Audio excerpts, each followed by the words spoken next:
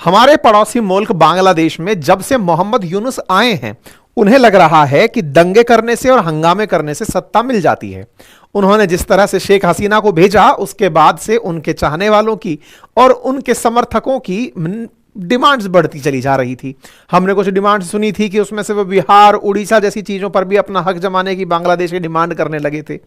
हालांकि वो सब क्रोनोलॉजिकली चल रहा था। ऐसे में ये भूल गए कि दो देशों के बीच में सीमा रेखा होती है, मर्यादा होती है और बयानबाजियों की भी अपनी एक लिमिटेशन होती है। खैर, कोई बात नहीं, मोहम्मद यूनुस अपने एडवाइजर पना निभा ही रहे थे। लेकिन इसी बीच में एक खबर, दोनों देशों ने अपने अपने एनवॉय बुला लिए एक दूसरे के ऑफिसेज में बातचीत करने के लिए। जरा इधर आओ, बातचीत करनी है। तो बात बड़ी बनी कि भाई ऐसा क्या हो गया कि भारत ने उनका उच्चायुक्त अपने यहां बुलाया कि आइए भाई साहब बात करनी है। उन्होंने भारतीय उच्चायुक्त को अपने ऑफिस बुलाया, भाई साहब बात करनी है। तो क्या मामले बिगड़ रहे हैं? क्या बिगड़ रहे हैं? और ऐसे में सवाल यह आ जाए कि फेंसिंग को लेकर बिगड़ रहे हैं, तो फिर यह मामला बड़ा मामला प्रतीत होता है। फेंसिंग बोले तो सीमा पर तारबंदी। तो तारबंदी को लेकर के दोनों देश एक दूसरे के एनवॉयज को एक दूसरे के आसपास बुला रहे हैं। कारण, बांग्लादेश ने भारत के द्वारा की जा रही तारबंदी पर आपत्ति दर्ज कराई कि साहब ये सही नहीं है, आप यहां पर तारबंदी नहीं कर सकते। तो आपके दिमाग में बड़ा प्रश्न आएगा, तो क्या भारत और बांग्लादेश के बीच में तारबंदी नहीं है क्या? लगभग 900 किलोमीटर का बॉर्डर भारत और बांग्लादेश के बीच में ऐसे ही चल रहा है। मतलब हमारे बीच में और उनके बीच में कुछ नहीं, कोई बाड़ेबंदी नहीं। तो इसी कारण से बड़ी संख्या में बांग्लादेशी घुसे आते हैं। बीएसएफ की चौकियां हैं निगरानी रखने के लिए। अगर कुछ भी ऊक चूक हो तो लोग पता ही नहीं चल रहा है कि कैसे इन्फिल्ट्रेटर बनकर घुसे आ रहे हैं। ऐसे में बाड़ेबंदी की आवश्यकता तो है, और जब स्थितियां इतनी बिगड़ रही हों तो भारत अपनी सीमा सुरक्षित रखने के लिए जिम्मेदार भी है। जब से शेख हसीना आई हैं, तब से इसकी जरूरत और ज्यादा फील होने लगी है कि नहीं भाई, हमको इनकी तरफ से बॉर्डर बांध ही लेने चाहिए। ऐसे में ये तस्वीरें इशारा करती हैं कि भारत के अंदर किस तरह से उच्चायुक्त को यहां पर समन किया गया और बातचीत रखी गई। दुनिया भर की जगह पर यह बात कवर भी हुई कि भारत ने बांग्लादेश के उप उच्चायुक्त नूरुल इस्लाम को तलब किया और उनसे जो विषय वस्तु है उस पर चर्चा मांगी। अब मामला क्या है, इसको थोड़ा सा समझने का प्रयास करते हैं। देखिए, जब हम भारत का मैप देखते हैं और उसके पूर्व की तरफ चलते हैं तो बांग्लादेश दिखाई देता है, और जब हम बांग्लादेश की तरफ पहुंचते हैं तो बांग्लादेश के साथ सीमा साझा करते हुए हमारे अपने ही कुछ राज्य दिखाई देते हैं। तो हमारे अपने ही कुछ राज्यों में एक तरफ तो आपको पश्चिम बंगाल दिखाई दे रहा है, पश्चिम बंगाल के साथ साथ आसाम दिखाई दे रहा है, मेघालय दिखाई दे रहा है, त्रिपुरा दिखाई दे रहा है, ऐसे ही मिजोरम दिखाई दे रहा है। अब जब हम इन राज्यों को और करीब से देखते हैं तो हमें पता चलता है कि वेस्ट बंगाल बांग्लादेश के साथ बहुत बड़ी सीमा साझा करता है। कितनी सीमा साझा करता है? तो देखिए, भारत बांग्लादेश से 4096 किलोमीटर की सीमा साझा करता है। इसमें से पश्चिम बंगाल इटसेल्फ 2217 किलोमीटर की सीमा रेखा साझा करता है।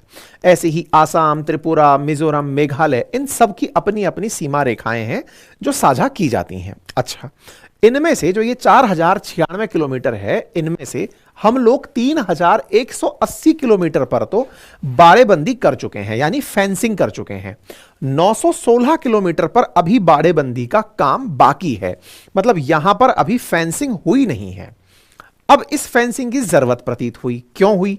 जब अगस्त 2024 में शेख हसीना वहां से हटी तो वहां पर भारत विरोधी कई प्रदर्शन हुए, और वो हटी और सुरक्षा चूंकि उन्होंने भारत में ली, तो ऐसे में वो वहां के जो लोग हैं वो भारत विरोधी गतिविधियों में लिप्त हो गए। जब ऐसी स्थितियां होने लगी तो हमने अपने बॉर्डर्स पर सुरक्षा बढ़ा दी। देखिए, भारत और पाकिस्तान बॉर्डर्स के ऊपर, मतलब भारत पाकिस्तान जो सीमा है वहां पर बॉर्डर सिक्योरिटी फोर्स बीएसएफ की तैनाती रहती है। यह एक पैरामिलिट्री फोर्स है और यह गृह मंत्रालय के अधीन आती है। ध्यान रहे कि पाकिस्तान 1971 तक पूर्वी पाकिस्तान और पश्चिमी पाकिस्तान के रूप में हुआ करता था। आज जो बांग्लादेश है वो बांग्लादेश पहले कभी पूर्वी पाकिस्तान था। यही कारण है कि बीएसएफ के द्वारा ही बांग्लादेश बॉर्डर की भी सुरक्षा की जाती है। तो चाहे बांग्लादेश बॉर्डर हो, पाकिस्तान बॉर्डर हो, दोनों पर ही बीएसएफ के द्वारा इस तरह से निगरानी की जाती है।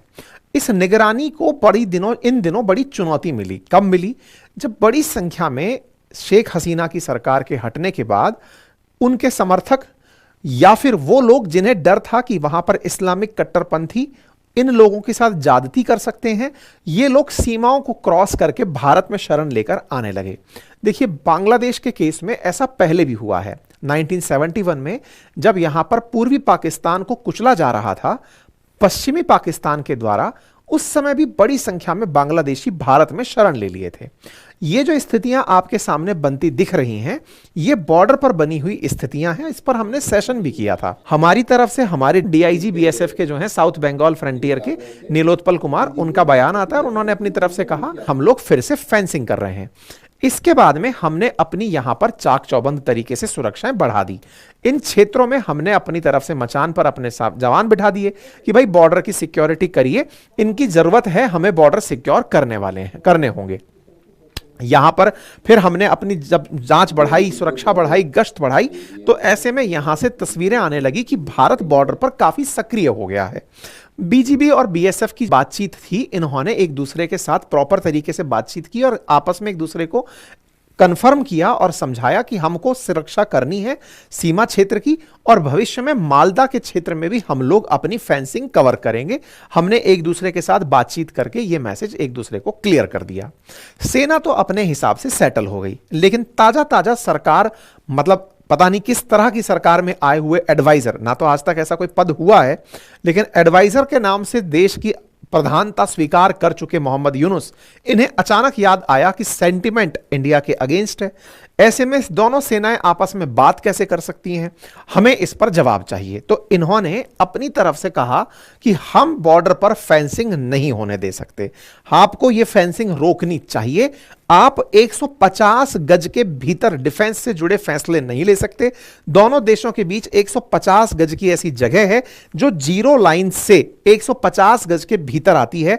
सीमा निर्देश 1975 के अनुसार आप उस क्षेत्र के अंदर फेंसिंग नहीं कर सकते। असल में भारत बांग्लादेश के बीच में भारत लगातार फेंसिंग के प्रयास कर रहा है, और ऐसे में अभी 5 जगह ऐसी हैं जहां 2010 से 2023 के बीच में मतलब विवाद शुरू हुआ है। उनमें से चैपनवागंज, लाल मोनीराहाट, 3 बीघा कॉरिडोर, नौगांव का पटनीताल, फैनी और कुश्ती और कुमिला है। इन क्षेत्रों में जहां जहां फेंसिंग ऑलरेडी हो चुकी है वहां तो कोई दिक्कत नहीं है, लेकिन अस्पष्ट बाउंड्री के चलते जिन जगह जीरो लाइंस यानी कि नो मैंस लैंड टाइप की जो जगह हैं, उनके 150 गज में सीमा रेखा नहीं होनी चाहिए या फिर फेंसिंग नहीं होनी चाहिए। बांग्लादेश का हमारे ही 1975 में दोनों देशों के बीच हुए एग्रीमेंट से यह तर्क था। खैर, भारत ने इस बात को स्थिति को रूप से समझाने के रूप से हमारे एनवॉय जब वहां गए, वो उनको समझाकर आए कि सर इस तरह से हमारे बीच का एग्रीमेंट है और हम ये काम कर रहे हैं। और भारत ने उनके एनवॉय को अपने यहां बुलाया, जो भारत में ही नियुक्त हैं, उनको बुला करके तलब करके बताया कि ये चीज अकॉर्डिंग टू दिस रूल हो रही है और हम इसे करेंगे। भारत की तरफ से अपनी तरफ का स्टेटमेंट आ गया। भारत बिल्कुल स्पष्टता के साथ साफ रखते हुए चल रहा है कि हमारे और आपके बीच में कोई कन्फ्लिक्ट नहीं है। दुनिया के देश चाहते हैं कि कन्फ्लिक्ट हो। हमारे आर्मी चीफ ने भी यही कहा है कि हमारे और उनके बीच में कोई कन्फ्लिक्ट नहीं है। और दूसरा, अगर वहां पर कोई निर्वाचित सरकार होगी तो हम उससे भी बातचीत करेंगे। फिलहाल के लिए हम अपनी सीमा को सुरक्षित कर रहे हैं और हम अपनी फेंसिंग को जारी रखेंगे। तो ऐसे में भारत की तरफ से दिया गया बयान स्पष्ट है। आने वाले समय में ये क्या करते हैं देखने वाली बात होगी। मुझे ऐसी उम्मीदें हैं कि ये ऐसे मुद्दों को और उछाल कर भारत और बांग्लादेश के बीच के रिश्तों को बिगाड़ने का प्रयास करेंगे, सो दैट हमारा इस फ्रंट पर भी एक तरीके से कहिए कि वॉर ओपन हो और दुनिया को बड़ा आनंद आए। क्योंकि पाकिस्तान की अल्टीमेट मंशा क्या है कि बांग्लादेश और भारत के बीच बॉर्डर को लेकर क्लैशेस हो और उन क्लैशेस से उसे लाभ हो। तो देखते हैं आगे आके भारत सरकार इसे कैसे हैंडल करती है। फिलहाल जिस तरह के हमारे बयान हैं या फिर सरकार के जो मतलब ऑफिशियल्स को आप पढ़ते हुए सुन रहे हैं, उसमें दोनों एक दूसरे की बातें अच्छे से समझते हैं, ऐसे ही बयान दे रहे हैं। आपको इस विषय पर क्या लगता है, अपनी राय कमेंट बॉक्स में जरूर दें।